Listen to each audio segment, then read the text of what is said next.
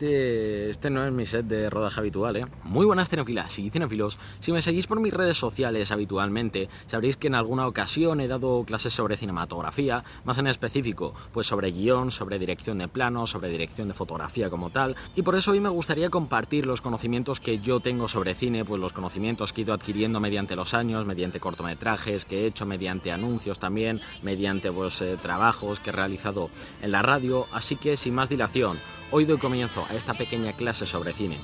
Espero que aprendáis y sobre todo que disfrutéis.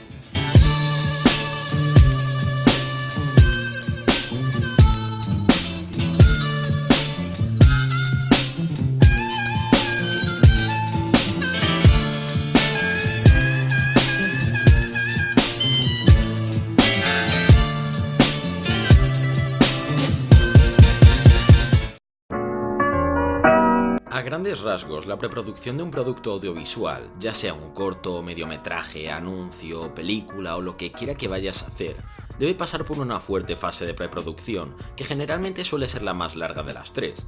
Aquí se debe idear el proyecto que quieres hacer y escribir el guión hasta que esté totalmente finalizado, aunque en ocasiones se puede llegar a cambiar o modificar dentro del mismo rodaje, pero no es lo más aconsejable del mundo. Tenemos que tener muy claro qué queremos hacer. El género y tono con el que queramos tratar nuestra obra es indispensable, puesto que sin esto luego podríamos llegar a equivocarnos a la hora de elegir el reparto. También tienes que tener claro antes de comenzar una cosa: ¿cuánto equipo técnico necesitas? Depende de lo que quieras grabar, te va a hacer falta una o varias cámaras, unos cuantos focos, sounds por aquí por allá, trípodes y un largo etcétera. Pero algo crucial es rodearte de gente profesional, tanto el reparto como especialmente el equipo técnico. Si tienes un cámara que a las 3 horas de iniciar el rodaje te hace unos planos vagos y mal ejecutados porque ya está cansado, todas esas tomas deberán ser desechadas. Así que asegúrate que la gente con la que estás sea muy profesional y le guste mucho lo que hace. Tienes que tener claro dónde vas a grabar.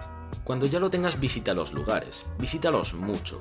Primero tú solo para visualizar cómo va a ser, luego lleva a la gente de tu equipo y haz muchas pruebas de cámara con los actores, y sin ellos. Si eres el director o directora, haz que tu equipo se empape de tu visión. Siempre va a ser más fácil si saben cómo eres y dejas que salga a la luz cualquier mínimo detalle que quieras ver en tu producción. Por pequeño que sea, da igual, no te calles. Pero si en algo me fijo de una película, sin duda, es su fotografía.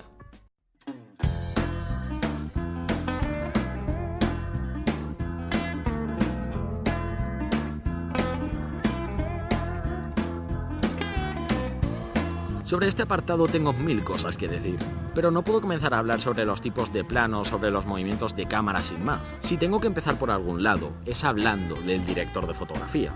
El director de fotografía es el que se encarga de llevar a cabo la visión de su director.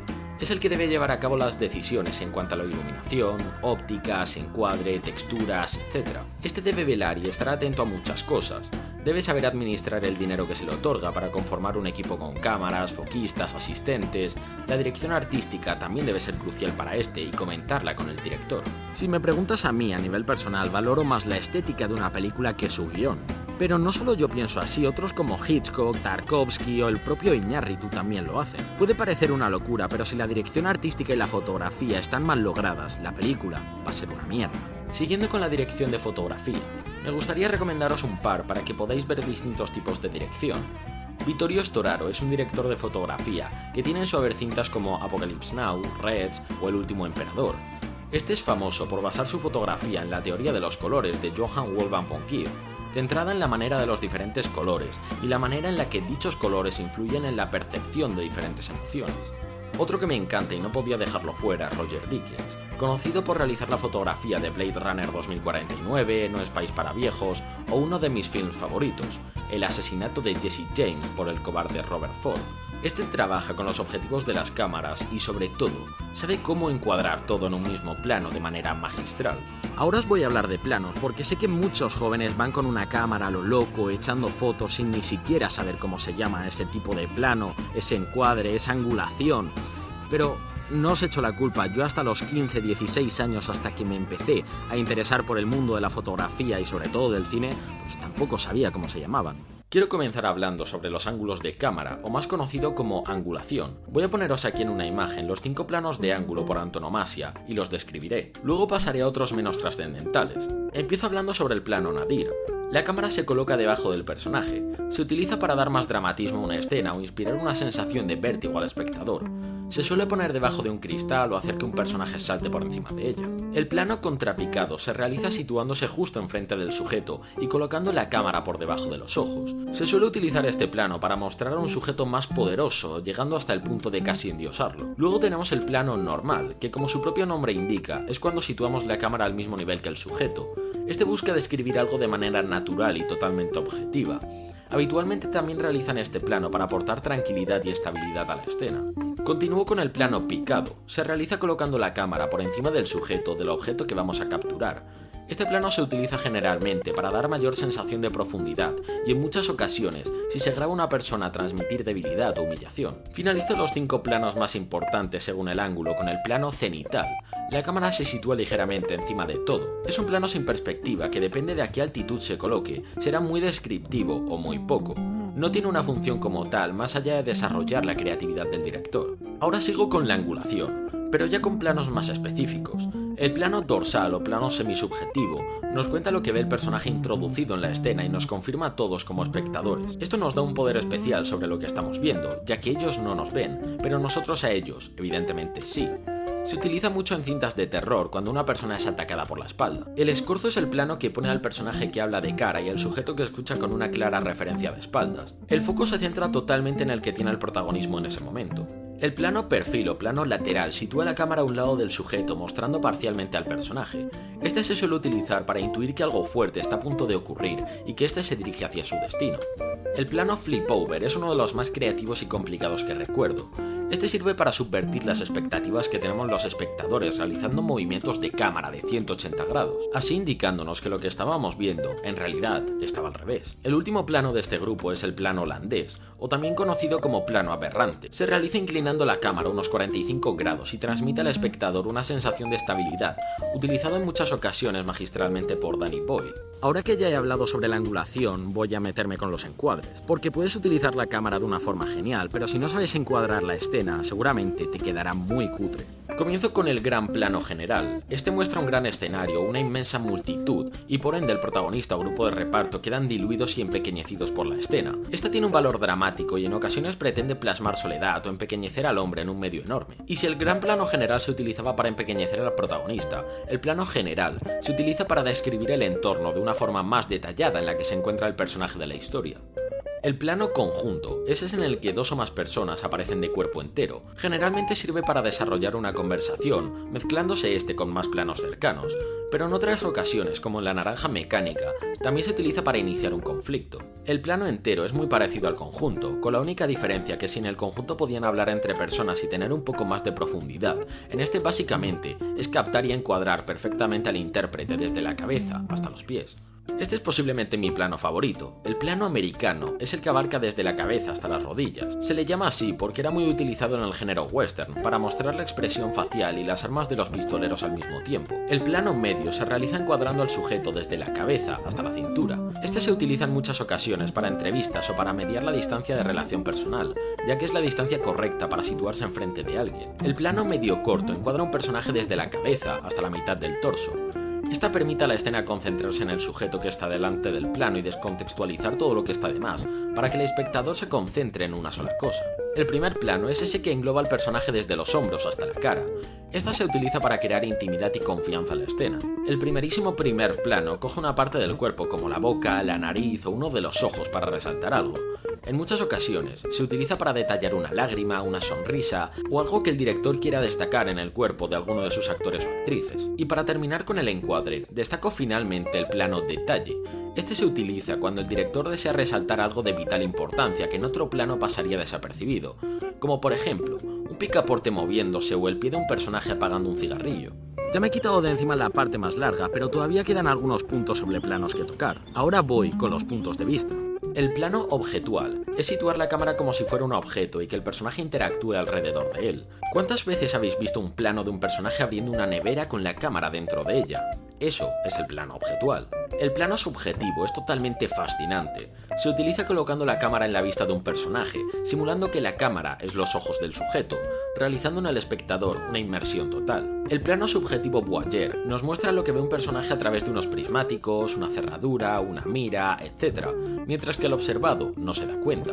Y para terminar con los puntos de vista, vamos con el plano indirecto.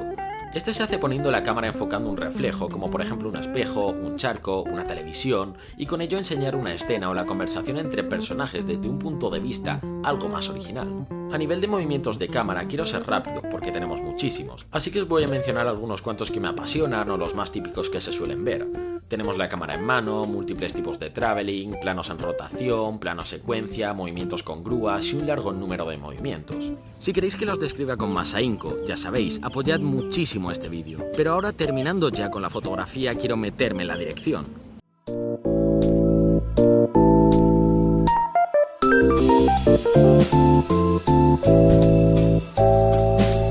El director es el encargado de todo, es el responsable de que una película sea buena o mala, el que gestiona todo el grupo, el que gestiona los egos de actores y se ocupa de que salga bien.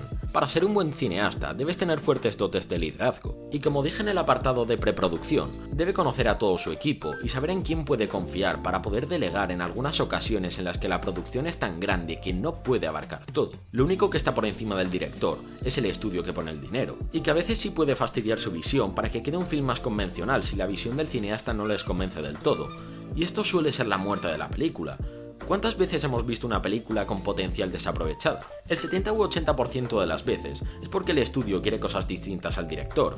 Por eso muy pocos films palomiteros son buenos, pero sin embargo el cine independiente tiene joyas fascinantes, porque el director en cuestión no tiene nadie a quien rendirle cuentas más que a sí mismo, que es quien se la financia. Hasta los directores más grandes han llegado a pasar por este aro. Por ejemplo, los dos primeros grandes trabajos de Spielberg fueron películas por encargo, y cuando ya se hizo un nombre, el estudio le permitió realizar Tiburón, y más adelante, Encuentros en la tercera fase. También tenemos casos en los que un director no está de acuerdo con el estudio, y a pesar de lo bueno que pueda llegar a ser, finalmente es reemplazado por otro por diferencias creativas.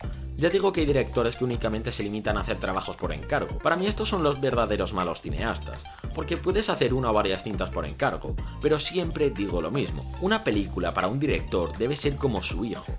Si de verdad te interesa, te involucrarás casi por defecto en cada uno de sus apartados. Estos cineastas por encargo llegan, dirigen y se van. Todo es respetable, pero no es admirable. Admirable es llevar lo que tienes en tu mente y transmitirlo de una manera fiel en la gran pantalla. Los que me conocéis a nivel personal sabéis que me paso el día hablando de directores y siempre he considerado a Scorsese como el mejor director de la historia.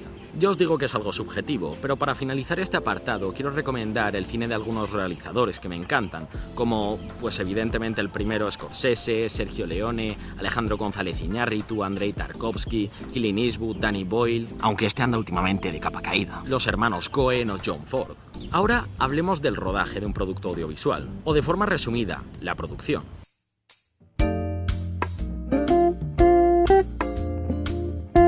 Dependiendo del guión, los rodajes no suelen rodarse de forma cronológica, puesto que, por poner un ejemplo, si un personaje vive en una casa y tiene que recurrir a ella en ocasiones durante la historia, el equipo no vuelve y va, sino que se rueda todo allí y dependiendo de lo que pida el guión, se maquillará o se cambiará el pelo al actor o actriz.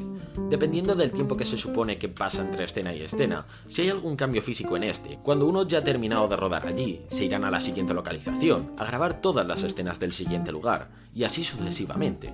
Evidentemente todo es más complejo si la trama manejada en el guión es una disruptiva, como suele utilizar Christopher Nolan, con idas y venidas de mismos escenarios en muchas ocasiones, y que el montaje juega en diversas ocasiones con ellos sin parar. Esto lo complica todo, pero tiene su recompensa si quieres hacer un film con una estructura más compleja que el propio introducción, desarrollo y desenlace.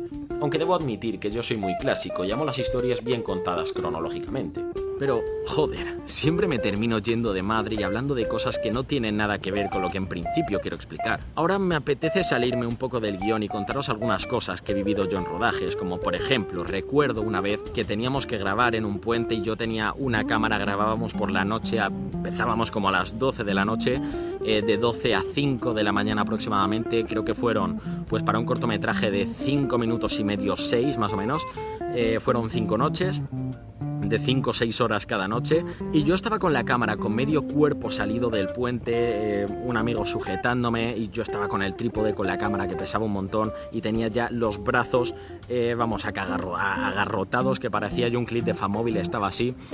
Y ya digo que los rodajes pueden ser muy caóticos en alguna ocasión, depende del director, depende de la forma en la que la quieras rodar. Ya digo, todo depende del director y depende las ganas que él tenga, lo que a ti te vaya inculcando ese director.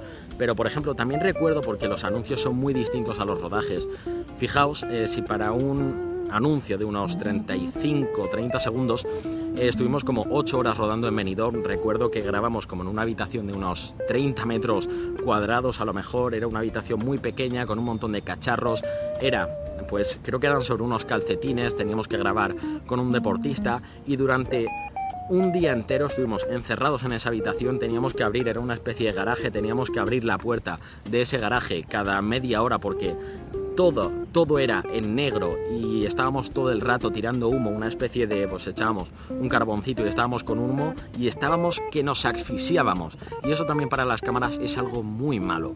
Ya os digo que los rodajes son muy intensos, muy potentes, y es algo que siempre que vayas a rodar un cortometraje, una película, un mediometraje, un anuncio, lo que sea, te va a desgastar muchísimo, pero de verdad que compensa.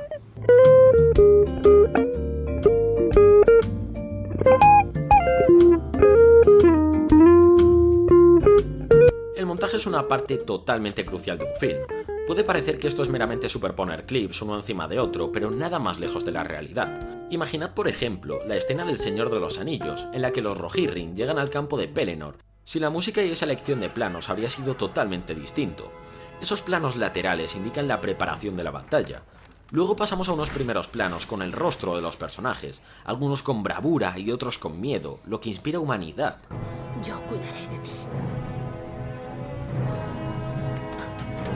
Volvemos luego a ese plano lateral para el inicio de la batalla, luego un plano general mostrando el ejército de los Rohirrim.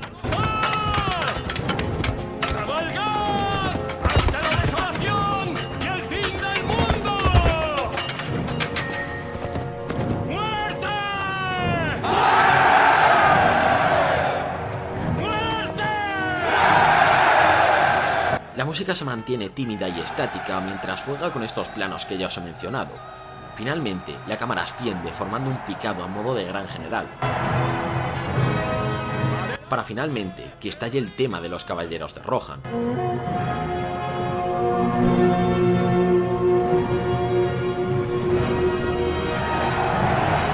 Este camino inspira fortaleza en el corazón del espectador y nos dice que todo va a salir bien tras muchos minutos devastadores e ir perdiendo en la batalla.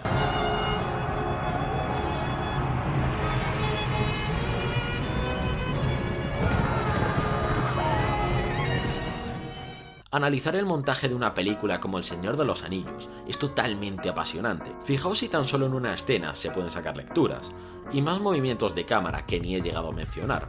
Si queréis saber más sobre el montaje y la importancia del sonido en una película, os dejo por aquí arriba una tarjeta donde hablo sobre la trilogía del dólar y algunas de sus mejores escenas. Terminando con el montaje y antes de pasar a otro tema, quiero dejar claro varias cosas.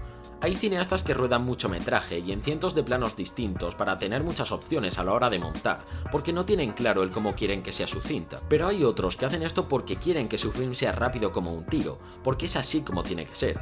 Como por ejemplo, El Club de la Lucha de David Fincher o Trainspotting de Danny Boyle. Pero imaginad un film como El asesinato de Jesse James por el cobarde Robert Ford o The Revenant, con un montaje igual de acelerado. Esto podría haber ocurrido con algo tan simple como Spielberg dirigiendo, que por otra parte junto a Clint Eastwood fue el gran favorito para dirigir El Renacido. Ambos dos se terminaron apartando del proyecto y cayó en manos de Alejandro González Iñárritu, que terminó confiriéndole un estilo único al proyecto. Si hubiera sido de Spielberg hubiera sido muy diferente, con un héroe americano y resaltando la figura de Glass como ese hombre que recorrió cientos de kilómetros para redimir su propia alma de una forma mucho más convencional, pero seguramente también más espectacular. Hubiera durado lo mismo o más porque a la hora de adaptar historias basadas o inspiradas en hechos reales, este director se extiende mucho. Y si hubiera sido Clint Eastwood el encargado de darle vida, habría tenido un tono más sobrio que el de Spielberg, hubiera sido menos blockbuster y se habría asemejado más a una mezcla entre Sin Perdón y Bailando con Lobos. Pero Iñárritu hizo la historia suya, aportando un montaje lento, con imágenes deprimentes y una banda sonora que hace que estés jodido. De esta manera, no buscan al héroe americano, sino que te muestran la realidad de un hombre al que no le queda nada, que está con depresión y en constante peligro, y aún así continúa. Es magistral. Quizás se me haya ido un poco el discurso con la parte de montaje, pero quería que vierais que todos los directores influyen directamente en el montaje y en el mensaje que quieren transmitir en su obra. Ahora me gustaría comentar algunas cosas sobre la estructura narrativa.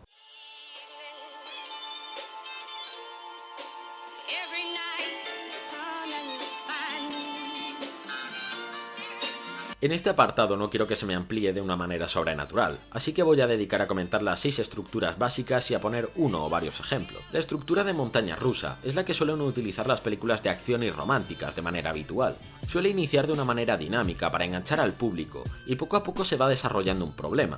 Esta suele tener 3 grandes puntos de tensión o emocionales que se van intercalando con descansos, para que el espectador no tenga un cacao en la cabeza y sienta que hay una trama excesivamente extraña. Un ejemplo sería, por poner uno de muchos, En busca de la felicidad. La estructura de replay es la que nos cuenta un relato con diferentes puntos de vista para una misma historia, ya sea en el mismo tiempo o en momentos temporales distintos. Por ejemplo, Nolan utiliza esta estructura en films como Memento o Dunkerque. Ahora toca la estructura de contrapunto. Seguramente esta sea la más dinámica de todas, pues intercala historias y situaciones en un mismo contexto temporal. Esto lo hacen también infinidad de cintas como Vengadores Infinity War o Pulp Fiction. Sigo con la estructura circular, la más fácil y simple de todas. Básicamente, une el inicio con el final, formando así una especie de bucle infinito. El mejor ejemplo de película reciente que utiliza esta estructura es The Ghost Story. La estructura paralela es esa en la que nos cuentan distintas historias que a priori no tienen nada que ver una con otra, pero finalmente siempre hay un hilo conductor en las que une en mayor o menor medida. Este tipo de historias pueden ser contadas tanto de forma cronológica como atemporal. Un gran ejemplo de este tipo de estructura en el cine es de Iñárritu y más en concreto algunas cintas como Amores Perros o Babel. Y la última estructura es la episódica. Básicamente es una historia contada por capítulos. Muchos pensaréis en Tarantino, y es que este cineasta sabe manejar de una forma única esta estructura. Ejemplo es la gran Pulp Fiction. Esta iba a ser una clase mucho más larga en principio, pero quiero dar tiempo a que los conceptos calen en vosotros. Que quede claro que la clase es para principiantes. Solo he rascado la superficie de todo lo que me gustaría hablar. No he tocado otros palos como por ejemplo la postproducción, porque creo que no es necesario. Ya he hablado del montaje, ¿qué voy a hablar de postproducción? Yo no sé de efectos especiales, hay muchas cosas en postproducción que se me escapan. Eso ya sería pues otro tema que no tiene nada que ver conmigo. Si te ha gustado el vídeo, más que nunca te invito a que te dejes un pedazo de like, te suscribas aquí abajo si no lo estás ya y sobre todo que compartas el vídeo con toda aquella persona que pienses que le va a interesar esta clase mínimamente, aunque sea alguno de los apartados o algún pequeño punto que haya tocado en esta clase. Y yo con eso ya me veré más que recompensado. Hasta la próxima, cinéfilas y cinéfilos.